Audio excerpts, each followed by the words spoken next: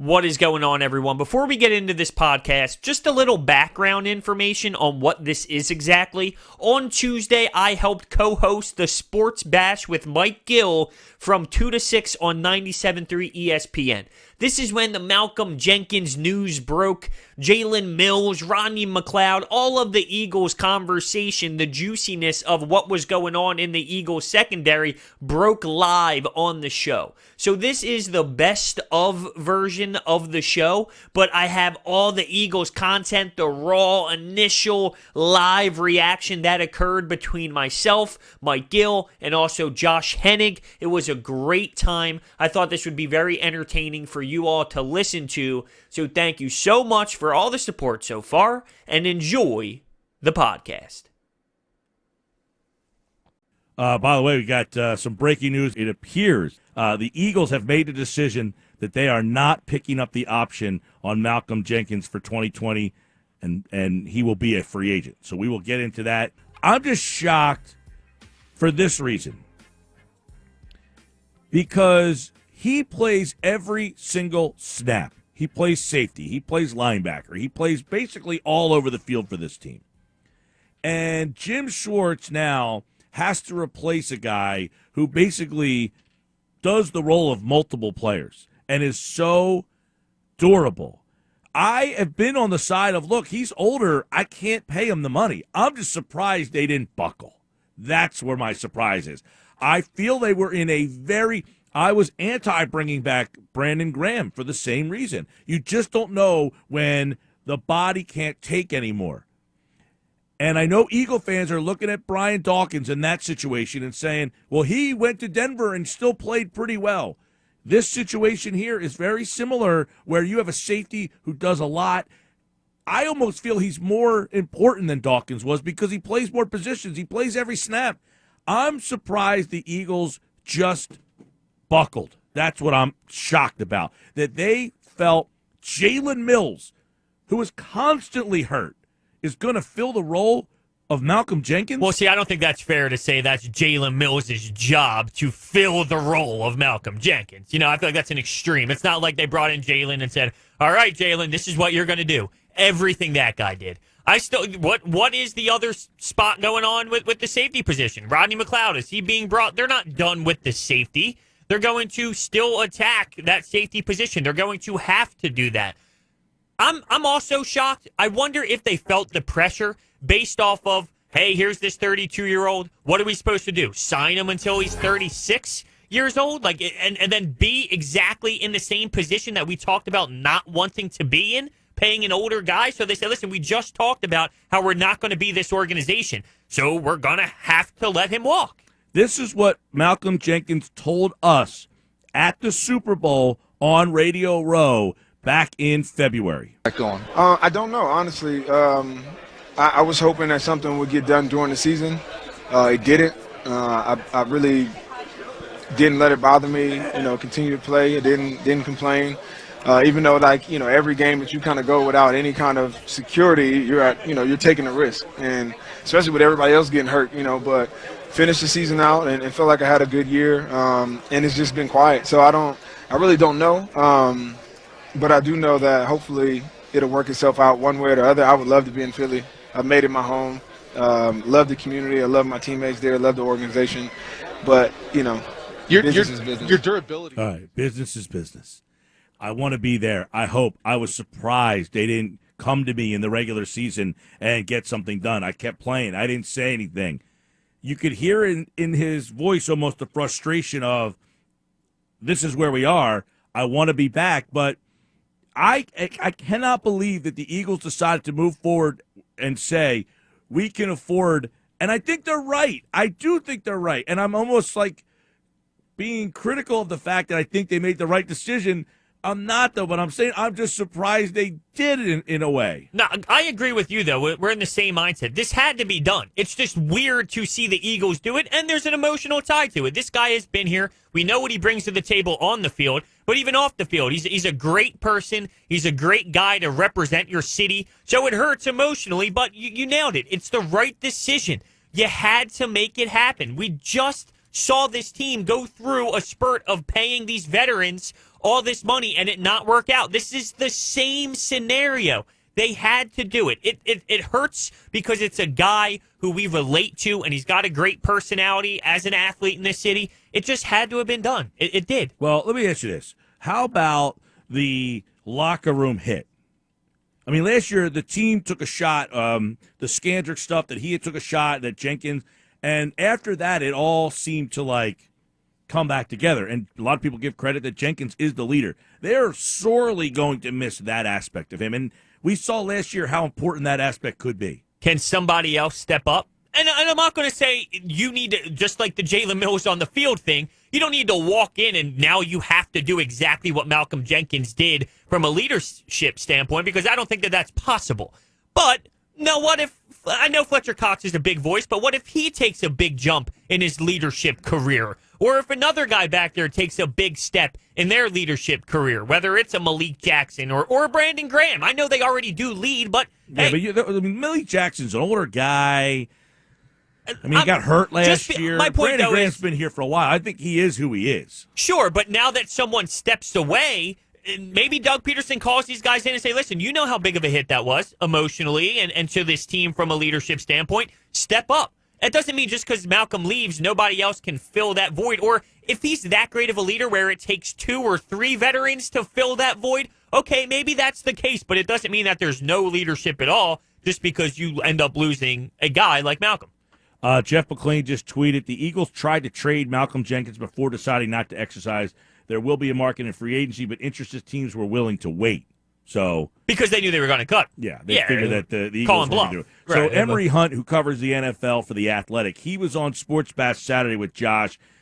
Josh asked him why the Eagles would move on from Jenkins. Why would they make this move? Now, this was asking if they do, why would they do it? If you're looking at it from a business sense, you always want to say, hey, I could find younger, cheaper talent that's on the come up. But if you're looking at it from an emotional standpoint, like, man, we got to have him back. He's a good leader. So I can understand both sides of it. I will probably tend to go with the younger player because you want to be able to maximize not only your cap space, but also maximize your chances in the draft. Because, again, you get younger, cheaper talent that's just as good or if not better to come into your roster. So younger, cheaper talent. That's what it comes down to. But then the question is, the Eagles' mindset, and this is something that Howie Roseman had said, the window was there. Is this move telling you the window is not there? That their mindset has changed from Super Bowl aspirations to retooling is our number one aspiration? Well, I think this tells you their message is now different. And I don't think that that's necessarily wrong, because at some point you do need to take a step back to put yourself back in that position. So the retooling, it's the best way to describe it. You might take a step back next year, which could the step back for the Eagles can still be winning the division. They can still be making the playoffs. It's not like a step back means they're 7-9 or 6-10. Their step back could be another 9-7 record or a 10-6 record, just not a Super Bowl type team, just a playoff team, a wild card round team. Well, I was just going to say they expanded the playoffs, but that's not going to be into effect until at least after next season. So that point doesn't make too much sense for this specific year. I don't think that it's a bad idea to take a step back in terms of talent right now if in the long run it will benefit you for a 2-year window down the road or a 3-year window. I'm just trying to come to grips with the fact that they made a big boy decision. They did. They really put their big boy pants on here and said, everybody's going to criticize us because Malcolm is so important to us. But if we're being logical here, Malcolm just doesn't make sense for us. And I hate to say it because I like Malcolm. I think he's an excellent player. I think he's a great locker room guy. I think he's a great human being. I mean, I've talked to him many times. But my contention is, how do they replace what he brings to them? And I don't know that they can do it. And if they can't replace what he brings to them, they are going to. You think their defense was bad at times last couple of years? What are you going to do when? Imagine taking him off the field. The way they replace it is similar to what I mentioned them doing with the leadership part of it. Multiple guys are going to have to step up and be able to do what he does single-handedly, and that's just what it is. You're going to have a safety do something, a linebacker do something. You're going to have multiple players do what he did on floor. I'm going basketball here. On the field, and that's just how it's going to be. Most teams. Shocking news. It is, but what type of team loses Malcolm and then fixes that void instantly? Well, none. But what type of team has the chance to do it and thinks that they're a Super Bowl contender? They're telling you, maybe we don't think we're a Super Bowl contender. I think that's what the message is. That's what I'm saying. Didn't they say that, though, at the press conference? Yeah, but sometimes they say things and don't act on it. That's why I thought that press conference was so different. I feel like that press conference was real. Sometimes you hear Doug and Howie speak and you think it's all, what are they even saying up there? When they spoke and they talked about getting younger, they talked about retooling, because it was logical and because it made sense, I almost really believed what they were saying, and it felt different than any other press conference that they've had in the last year or two. I'm like, this is like hitting me. Yeah, as you're we're lost talking for words. Yeah, you're lost for words. I can't kill them for this decision. If they ended up acquiring someone yesterday, a big name, outside of Hargrave, because I think people understand what that means to the defensive line depth, and if you have watched the Eagles over the last few years, and with Jim Schwartz, you know that is the bread and butter of that defense. You start getting pressure, and then that kind of helps out everything else. I wonder if they got a Byron Jones, if they ended up getting if they got a Diggs, if that would make people feel differently about Howie right now, because I feel like there's a lot of fans out there who are really disappointed in Howie Roseman for this decision, but it also was like a mix of all of the decisions dating back to yesterday that makes them rage even more. If they got a Byron Jones but let Malcolm Jenkins walk, do you feel differently about this situation right now as we speak? That's a fair question. I don't think so, because Byron Jones plays a position that is I think Byron Jones is going to be an upgrade, but it's still going to be an issue. The corner spot in this league, you're just going to have problems there. Jenkins does so much more than what you're looking for, right? He does so much that the fan doesn't realize. He does. Like, people want to bang on Jim Schwartz. Schwartz has very little to work with so many times due to injury, and this is the one constant he has. Think about this defense now without this guy doing everything you ask. It's sort of like this guy has been there. We talk about it. He's been there. He's reliable. He plays 100% of the snaps. Yet that hurts you when it comes to this contract situation. Because you play so much, because you are always available, because you play special teams. No doubt. We're not going to pay you as much as you deserve because you play too much. That's an excellent point. And this business, a lot of times, is, you put all this in, and like in many sports, you get paid for what you did. And in this sport, you do a whole bunch of stuff, and your body starts to take the beating, and then the team has to say, well, we're not going to pay you for what you did because you're not going to do the same. And that's where the Eagles got it, to a point where Malcolm's saying, look at all I've done. I deserve more than 7.6. And the Eagles are thinking, yeah, but you're 32. Look what you've done. If I give you more, you're not going to give me what you gave me. And even last year, I'm not saying he stunk. I'm not saying that at all. But he certainly wasn't the same impactful player that he's been. That's evident. I think towards the end, he had some good games where it's like, wow, look what Malcolm did. Look how explosive he was. But it was sort of like Fletcher Cox, where it took him a bunch of weeks to really get back into that. Now, I wonder if now that we have hindsight, can we look back at how this all played out and said, this was kind of written right there on the wall for us to see. Last year, he went in there and wanted the contract, and they're like, no, we're putting it off. Did they tell us that this was going to happen last year, and we just kind of let it go over our heads? He told reporters at the end of the year that he vowed he would not be back on the current deal. He told us at the Super Bowl, I was disappointed that nothing happened during the year. He said that. He said he was almost saying, I expected them to come to me in the middle of the year and say, Malcolm, we know your contract's coming up. You're earning 7.6. You deserve to be paid more money for what you've done. They never approached him. But I'm saying, since they didn't approach him, shouldn't we have realized that this was going to be what it was? Like, we should have known that they were going to release him. I'm not saying he's Tom Brady, but it feels very Tom Brady-ish. They'll figure it out. They need to have him back. He's that defense. They'll figure out a way to do it. Howie's not going to let him walk out. Jim Schwartz is certainly not going to let him. Hey, I'm not losing my Swiss Army knife on defense. I can't do it. Right? Yeah, I wonder what Jim Schwartz had to say in that meeting. You wonder what he said. Did he say, guys, I'm okay if you let him walk? Or did he say, I can't lose this guy? And they said, Jim, we're sorry. I know. I wonder if he was putting his foot down, I want him. And Howie and Doug said, listen, I mean, we want him too, but we can't do it financially. That's interesting, to be a fly on the wall. Oh, man. I mean, this thing here, 609-403-0973. Text board's open, 609-403-0973. Reaction to, number one, the first move was interesting, Jalen Mills. And then the report was they were going to move him to safety. And then you and I had a little back and forth about, well, what about Rodney Mcleod? I can't see them letting Jenkins walk. And then putting Mills into Jenkins' position. You're going to have Jenkins, you're going to have Mills and Rodney McLeod play safety next year? Like, that sounds ridiculous. I think Rodney McLeod's coming back. I do, as a safety blanket. They might go out and do something else or even draft a safety. I know Mosher's been really vocal about them drafting a safety. I think McLeod is back, and it might be Mills and McLeod as the guys. He also brought up, by the way, reaction from, like, Rasul Douglas, WTF. I mean, some of the Eagles in that locker room, that's one area where I am really scratching my head, is who leads this team now.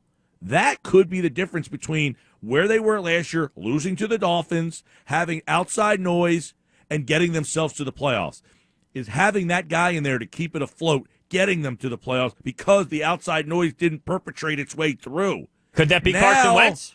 Oh, man, you would say it should be Carson Wentz, but you don't know that he's that guy.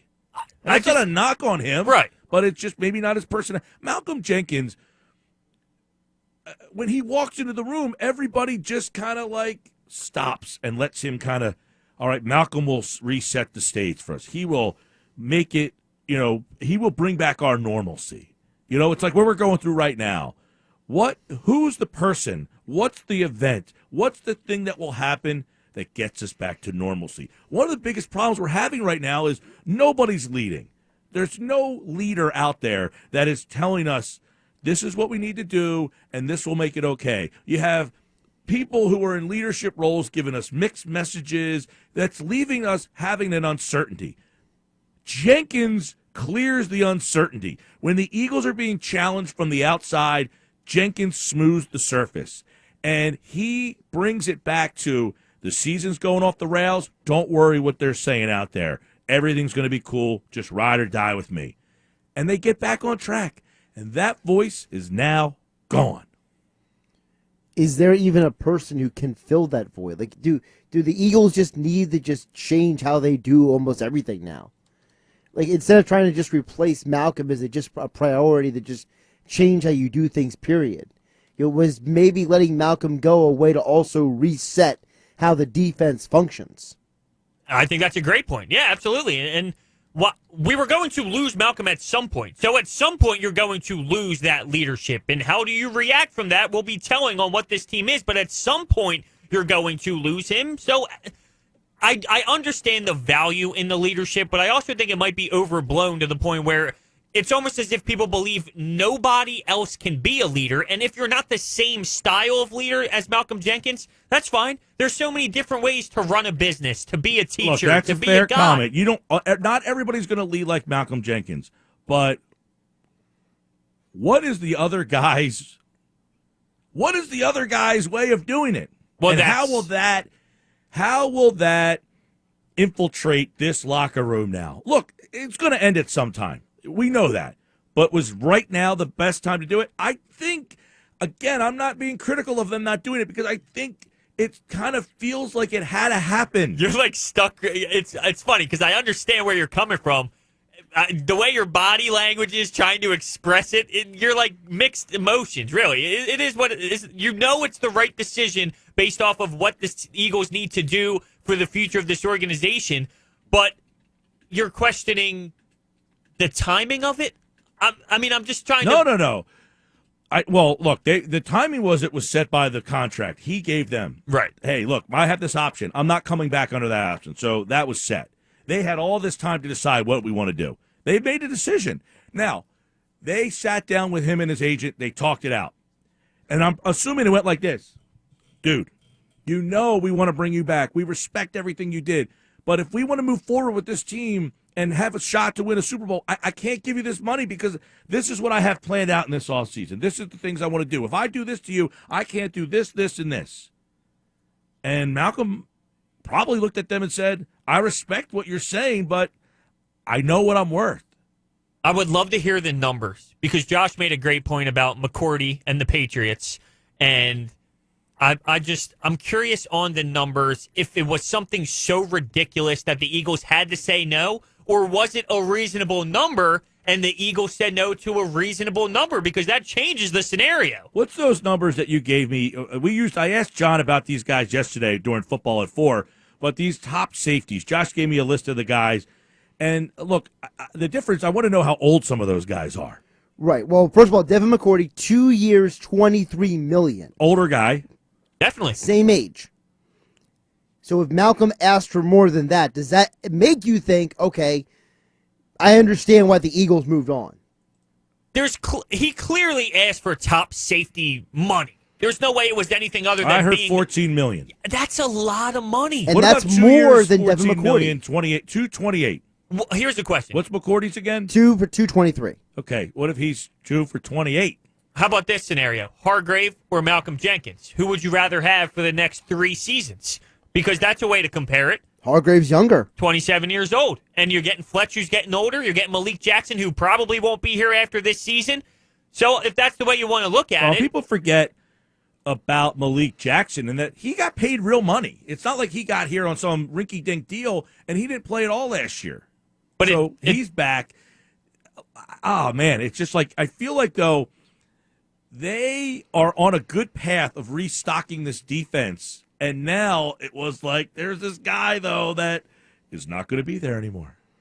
But Malik Jackson's back. Cool. I just brought in Hargrave, a great defensive tackle. Cool. I'm probably going to restock my secondary, my corners that are going to be better than Probably. I hope definitely. I mean, what if they run out Sidney Jones? I'm serious. Sidney Jones and Rasul Douglas. I would be devastated. Truthfully, the word is devastated. Sidney Jones and Rasul Douglas. With Jalen Mills and Rodney Mcleod back there, and your upgrade was Hargrave. And then you end up getting a wide receiver in the draft, along with another corner in the second round and a linebacker in the fourth. You just brought up the draft. Does this now open up safety in that round 1 pick? I think they were round 1. Wow. Yeah, because of the depth at wide receiver, do you say, we just let Malcolm Jenkins roll. I just signed Jalen Mills to a 1-year deal. Rodney McLeod's going to be next on that decision of he's getting older.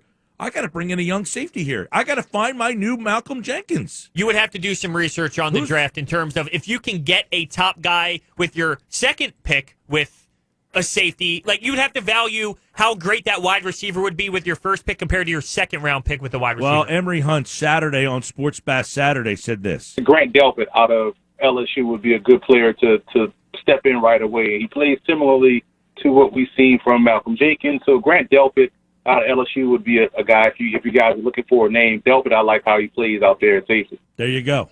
If you took Delpit at 21, he's saying he's a Jenkins type of guy. I'd like to see what Scott Wright, when we've had him on in the past, talked about safeties, which guys he think is in that 21 safety range. But I think safety, corner, and wide receiver, safety has now been added to the list of things that can go at number 21. There's no question about it. And Delpit is a guy who plays that style of safety, that physical but can play the center field. He's a versatile player. He did it at LSU. It's not far-fetched to believe that he can translate that same skill to the NFL. Yeah, I mean, you have Mills to kind of now be a placeholder kind of guy, right? He's kind of just stuck there for the year. Let's see what he does. Inexpensive, too. $5 million, right. Maybe he could play, maybe he can. Here's the problem. The Eagles' drafted safeties have been not very impressive. This is true. Nate Allen, Kurt Coleman, Jaquan Jarrett, Earl Wolf, Ed Reynolds, Blake Countess. So safeties that you've drafted have not been very good. So now you're asking a guy who has not hit on safeties in the draft, hey, let's take a swing at safety because you just let one of your, all-time greats. And look, Malcolm Jenkins is going to go down in the 6-year run. He won a Super Bowl, played every snap. He's going to go down as one of the better Eagles in the last 20 years. Yeah, I think that's a no-brainer. I'm in the same boat as you right now, just trying to figure out, wow, they really did this and process, what it means long-term for this team, and not even long-term, short-term too. What do they need to address now in the draft? I never thought that a first-round pick could be a safety for this team, and I still don't think it is because of the Greg Wards of the world, the Rob Davises of the world. I mean, last year was a complete nightmare with that offense. You would have to think that wide receiver is still on their mind. Well, and we've talked to Scott Wright about this. Guys who cover the draft, Andrew DeCecco from Inside the Birds, they both said best for the Eagles to go with a player at 21 and then go receiver in 2, 3, 4, because the depth at receiver, you're going to get a first-round type of receiver in round 2, possibly even round 3. That's how deep the position is. So you're saying in the first round, get a need besides receiver, and then you take receivers for the rest of the way? Double up. Not rest, but double up maybe in round 2 and 3, or get one in, let's say you go the Henderson from Florida in round 1 at corner. Now you got your corner, and then in round 2 and 3, you take 2 wide receivers. And don't forget, you have guys like, for example, Cephas from Wisconsin. He's going to be a second or third round pick. And because how many quarterbacks have been picked in the top 10? How many? 3, 4? So that's going to push guys down as well. So we know every year someone's getting pushed down. So I wouldn't be surprised if all the dudes people said this was a guaranteed first round wide receiver, how many of those dudes dropped to the second round because the quarterback and the offensive line is going to get prioritized higher in the draft. Guys on the text board, it's nice to hear about football for a bit, but I love Malcolm Jenkins, but don't have a huge problem with the move as long as they have a plan, because the secondary was already a big question mark, and now you've taken another piece away. So it's kind of like that double-edged sword. It's like, I get it. You don't have to bring him back because of the age and the money, but what are you going to do with it? do you see a plan right now with Howie? Like, do you see a plan? I do. With this defense? I do. You do? But it's not specifically defense. It's specifically back to what Howie said. We need to get younger. It's the same thing I had in my mind. We can't hold on to these older guys. The plan is to get younger. And if the plan is to get younger, that's where the draft comes in. And that's where re-signing inexpensively Jalen Mills comes in. And, you know, at some point, you got to see if these guys can play, right? You got to at least take the shot, take the hits and misses, and see what you can and can't do. What a day. Really, I mean, what a day. I didn't think it would come. We were actually speaking about it prior to the news actually dropping. Oh, they have until Wednesday. And I assumed that it would break the last moment. But I guess we should have saw this, because when they bring Jalen Mills back, it sort of opened the door for the conversation of, okay, well, what does this mean? The Mills thing was the first domino. Yes. The thing that happened was the next domino fell so quickly. You know, normally it's like, okay, by the way, it's not even the opening to free agency yet. So tell a friend that sports is still going on over here, my friends. Here's what I got.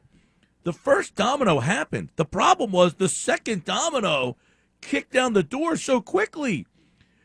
Typically, the Mills thing would happen, and then what, Hunter? We would have had a day or two to stew on. Wow, Mills is going to play safety. Who are they going to get rid of? Is it going to be Jenkins? Is it going to be there? They're not going to get rid of Jenkins. What are they going to do? And then, boom, they said, and by the way, Jenkins is out the door too. That's where I think it was just such a stunning revelation is they didn't even give you 24 hours to ponder what's next at that position. They basically said, he's out the door. Now, the question becomes, do they get in play for one of the top safeties in free agency? Do they just go down that route? I think you would have to at least look that way to see your options, to weigh your options out. I mean, it would be silly to just write that off and go, no, we're not even going to attack that method. You got to at least look. Now, I don't know off the top of my head who exactly are the top free agent safeties, but we can definitely look that up. Clinton Dix is one, for example. Demarius Randall, he played with the Browns last year. He's another one. Chris Harris, they're talking about moving him from corner to safety. Yeah, he's an inside slot guy. He might be a guy that could do the Malcolm Jenkins stuff because he could do those same positions. So moves that are happening now, yes, it impacts this season coming up, but if it creates what will occur next offseason and the offseason after that, specifically that Malcolm Jenkins contract and things like that, well, you're taking a step back to take steps forward within the next 2 or 3 years, and I don't think that that's the wrong way to do it, but people need to understand that going into the season. That doesn't mean that this team can't make the wild card round. It doesn't mean that this team can't win the division. They absolutely can still be in a winning mode if it's still not to the Super Bowl level. Well, but the problem, and you're right about that, dude, but the problem is this. After the Super Bowl and then the last couple of years, that's the anticipation going into a year. It's been Super Bowl, Super Bowl, Super Bowl. And now that the team has come out and almost told you we're retooling, our window is kind of not there. The problem is when you have the quarterback, the window's there. When you sign that quarterback to the deal that you do, your mindset becomes, I had the franchise quarterback. We have to win Super Bowls. But the message from the team is almost, it's not matching up. Okay, well, let's look at this. I don't want Wentz to turn into Phillip Rivers. Well, let's look at the Seattle Seahawks, because I think that's the perfect example of what this organization can be. Granted, they went to the Super Bowl a couple of years when, more than the Eagles did, and they had their runs, but they had their runs. They had to regroup. They had to get rid of Richard Sherman. They made moves to that defense that was elite, and now you saw them last year taking steps in the right direction again. They had Russell Wilson. He was a franchise quarterback. He was the guy, but they had to take a step back, and then they retool themselves to be a lethal weapon once again. So I don't necessarily think that it's the wrong approach to go with this way. You just need to realize that heading into the season. That's all. You can't say for a 20-year window that every year is a Super Bowl year, except for the best organizations to ever do it, which is the New England Patriots, who had the best quarterback to ever live, Tom Brady, and arguably the best coach to ever live with Bill Belichick. I get that. I'm just saying, when you have Wentz, you win the Super Bowl, he comes back where you were, the rosters you put together, the actions in the offseason have all been, we have the window with this guy right now. Now, it's almost like when there's a franchise being built, when they have a Texas Roadhouse being built, you see what the Texas Roadhouse looks like. It looks like the one that's down the street. It looks like the other one that's out in this town. Now, all of a sudden, whoop, the franchise model seems like it's being stripped to a mom-and-pop shop. And that doesn't mean it's the worst thing in the world. A lot of times the mom-and-pop shops taste better. But it's like, I don't know what the foundation of this place looks like all of a sudden. I'm a little confused. I have this franchise quarterback, and now all of a sudden you took away the leader in the locker room, the leader at left tackle, the leader on defense, and Nigel Bradham's gone too. Like, think about all the guys that are now out of this locker room. So what's the foundation? What's the message? That Instagram post, very interesting. Yeah, so Malcolm Jenkins is in the background. Jalen Mills is sitting on the bench, and Malcolm is out of focus. The focus is on Jalen Mills, and the caption is, for one to lead, he must first learn how to follow. So it looks like it's right up your alley there. Right. Does that kind of give you the indication that Jim Schwartz's plan is, hey, you know what to do. I need you. This is the role.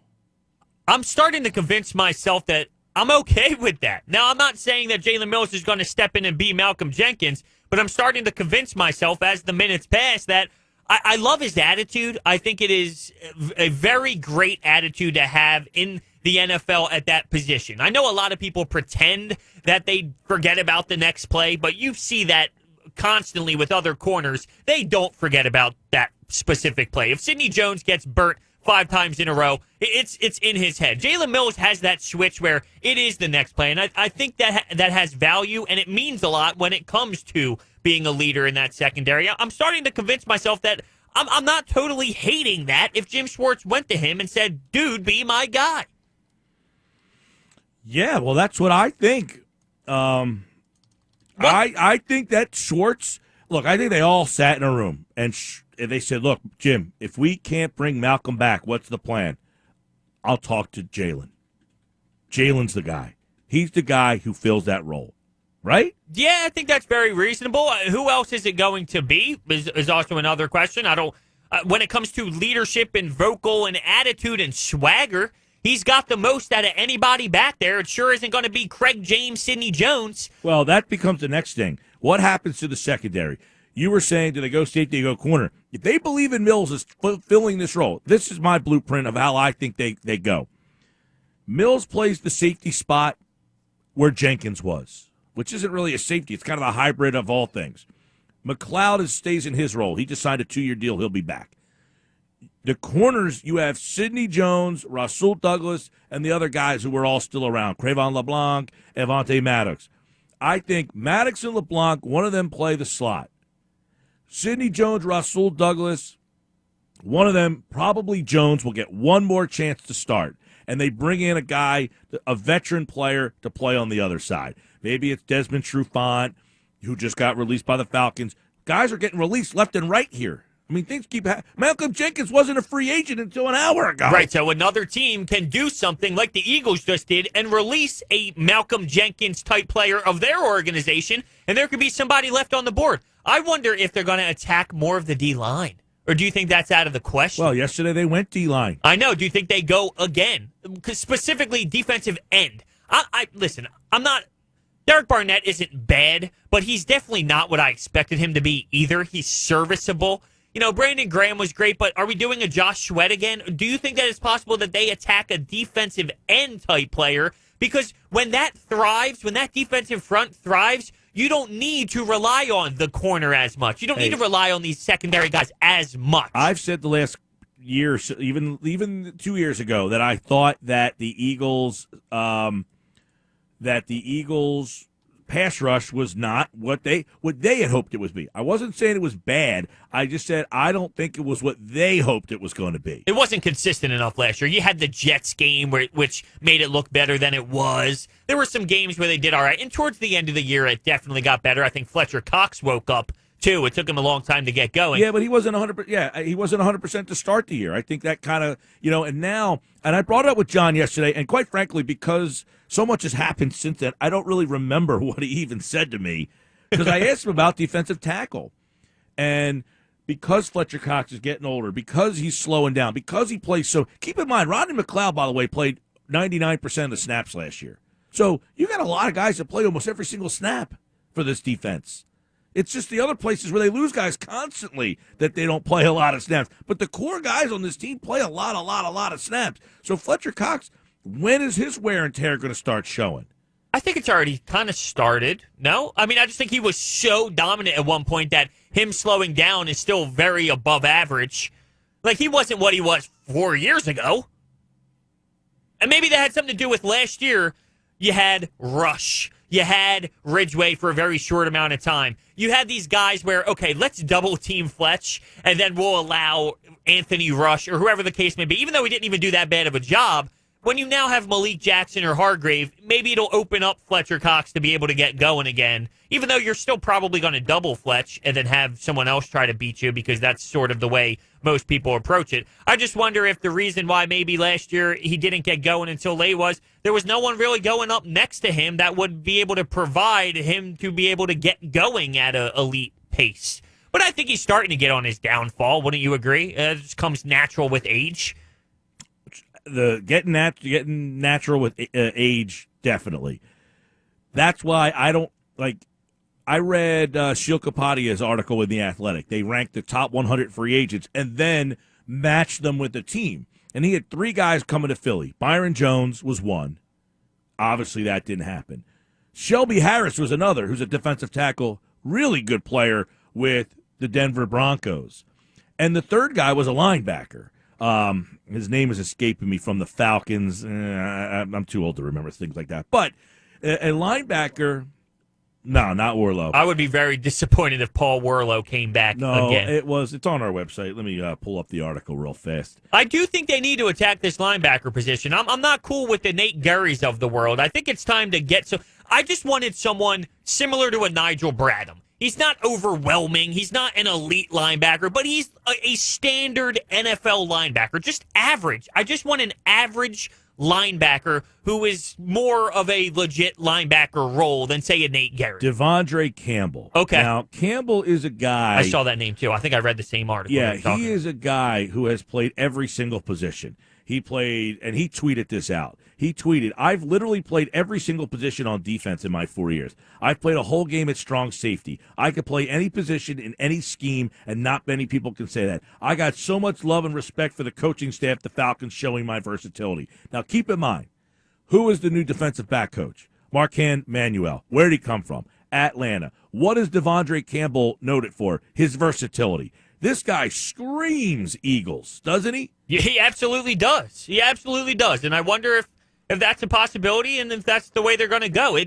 You would think, though, if this made so much sense, why wouldn't it have happened by now? Unless there are multiple teams interested? Well, I think he is kind of on that second-tier list of players that will probably start going maybe tomorrow when free agency actually opens. That is pretty wild to process. I Jeff guess, McClain tweeted this out an hour ago. Safety situation. Malcolm Jenkins, option declined. Rodney Mcleod, free agent debate. He has since signed. Jalen Mills, re-signed, likely to move from corner. Rudy Ford, Marcus Epps, and he put Avonte Maddox possibly available to move from corner. That goes back to what John said. Hey, Marquand Manuel is a guy who moves guys from corner to safety. I think that, keep in mind, what Marquand Manuel maybe talks to Jim Schwartz and says, Mills is your guy. That's the guy I can work with at safety. I can do something with him. And Schwartz says back to him, and you're going to love this guy. He's a sponge. He takes it all in. He's going to get it. We can use him. And that probably gives the Eagles the mindset to say, we can let Jenkins walk. We have to feel comfortable with it, and that's what put them in that's why Jalen Mills is playing this role. That's the story, my man. Do you guys also think that Marquand Manuel is going to bring maybe some of those Atlanta Falcons Seahawk concepts in the secondary, that cover three?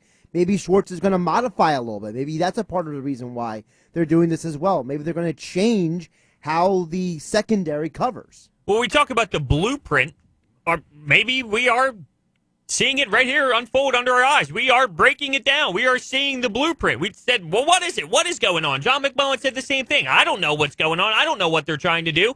I think we nailed it with this versatility thing. Maybe they're going with the approach of we have all these different corner / safety / linebackers, and it is going to be a cluster of all of them playing so many different roles. You need versatile guys if you're going to run any version of that cover three like they do in Seattle and Atlanta. If you don't have versatility, you are dead duck in the water. Well, and I think what you're going to, the Eagles, the mindset and the message is going to be we needed to get younger, and then, hey, these guys do a lot of different things. Look, Jenkins is a huge loss for the team in the locker room. And I hate to say this, I think he's a bigger loss in that role than he is on the field. I agree. And that's not suggesting that he can't play. But I don't think Jenkins at this stage of his career, and quite frankly, is a game-changing player. He's the old solid but not spectacular guy. You know what I mean? And at 32 years old, is being solid but not spectacular winning Super Bowls? Probably not. Like, it's okay to say, this guy's really good, we're losing a lot, but we have other ideas. And I give him credit for that. I do. I give him credit for, like, if they would have done it, I think, and I know I've been in the minority of this, Mosher and I have battled on it.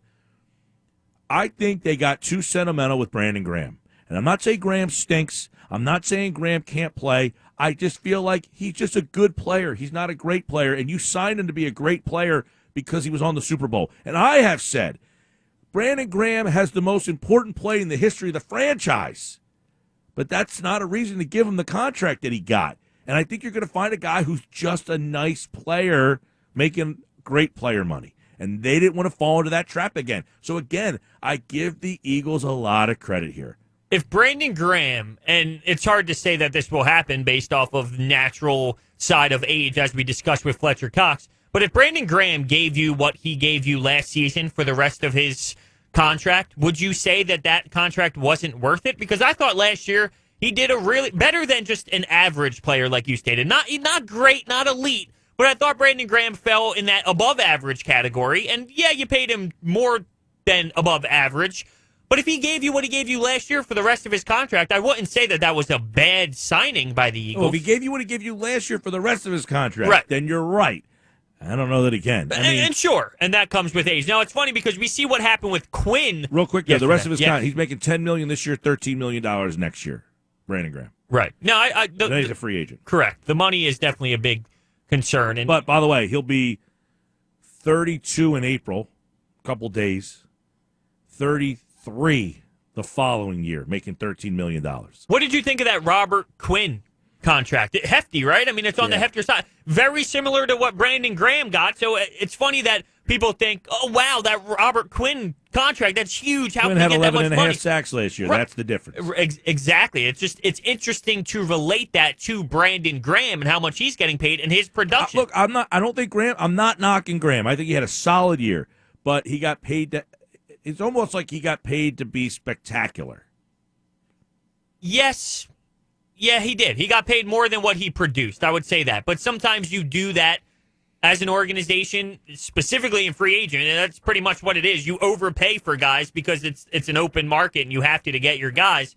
Did you have to do that with Brandon Graham? Maybe not, but I don't know if that decision is as crazy as a Malcolm Jenkins one is. Let's bang through some texts. We have a lot here.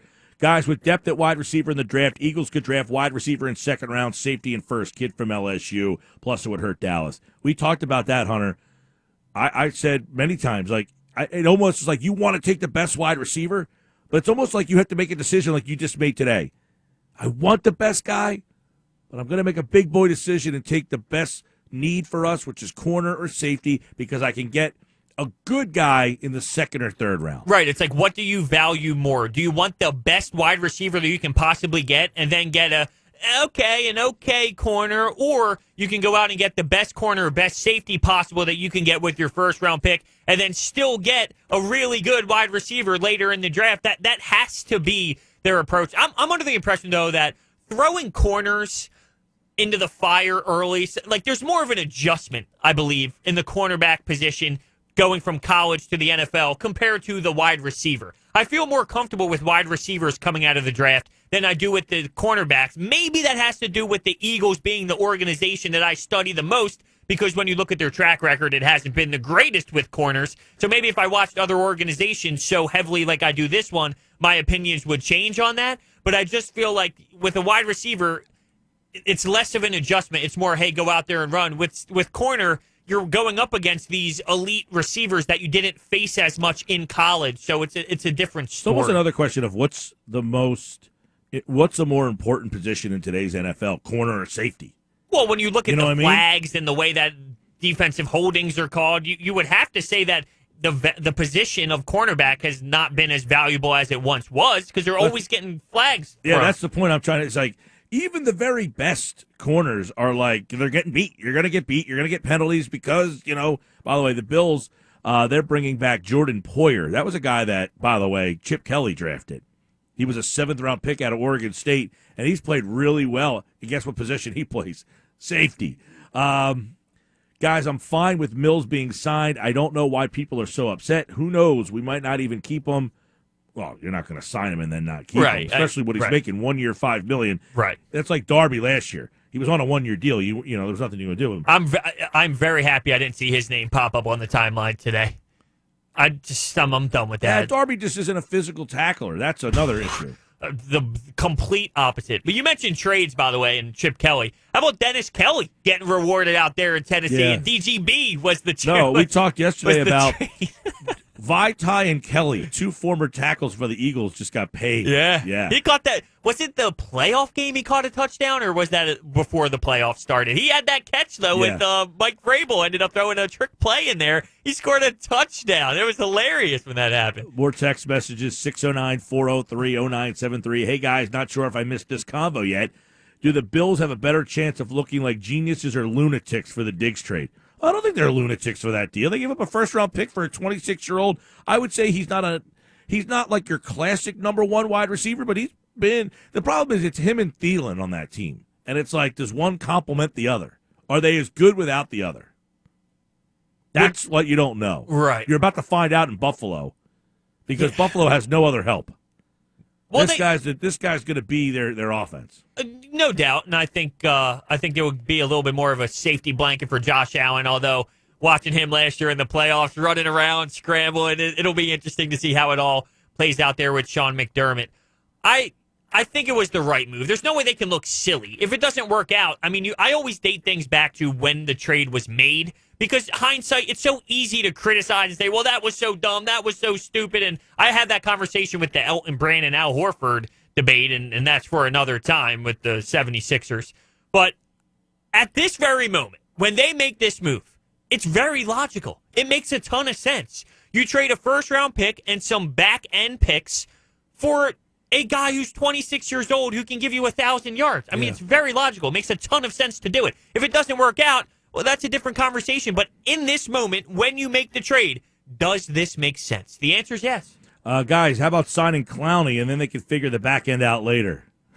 I don't think that's going to happen. You just said defensive end, edge rusher. Would you be upset if they said, hey, we just signed Clowney? I think it would be very unique because we are talking about Alshon Jeffrey and that locker room problem. We're talking about losing Malcolm Jenkins and the leadership. You lose Jason Peters, and then you have this guy who knocked out your quarterback with a dirty, and I'll use air quotes because people can look at it both ways.